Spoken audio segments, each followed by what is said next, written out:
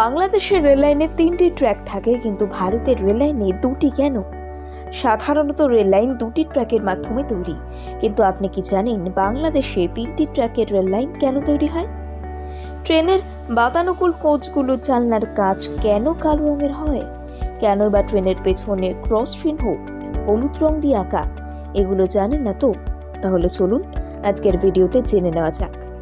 ট্রেনের সর্বশেষ অংশে সর্বশেষ বগির পেছনে হলুদ রঙের একটা ক্রস চিহ্ন আঁকা থাকে। এটি এখানে কেন থাকে? এই ক্রস চিহ্নটি হলুদ রং দিয়ে করার কারণ, এই রঙে ওই লেগ লাল ও সবুজ রঙের মাছ থাকে, ফলে এটি অনেক দূর থেকে সহজেই দেখা যায়। এই ক্রস চিহ্নটি ট্রেনের একদম শেষ বগিতে দেওয়া হয়, কারণ এটা দিয়ে বোঝা যায় যে সম্পূর্ণ ট্রেনটি চলে গিয়েছে।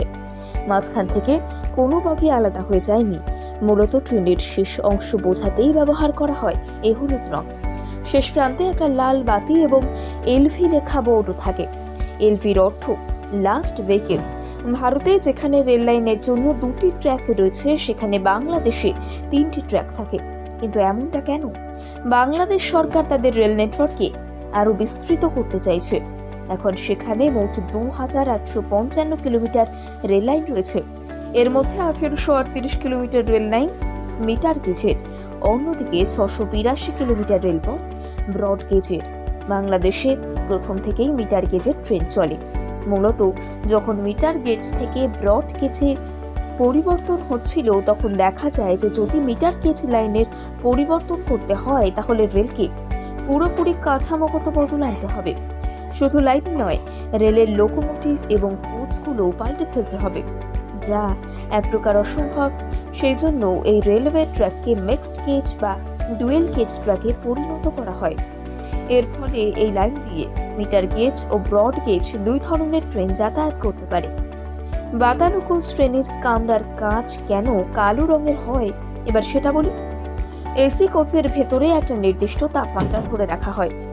বাতানুকূল শ্রেণীর কালো রঙের কাঁচ সূর্য থেকে বের হওয়া তাপকে শুষে নেয় এবং কামরার ভেতরে প্রবেশ করতে দেয় না। কিন্তু এসি কামরায় সাধারণত কাঁচ লাগানো হলে তা সূর্যের তাপ আটকাতে পারে না। এর ফলে কামরার ভেতরে নির্দিষ্ট তাপমাত্রা ধরে রাখা যায় না।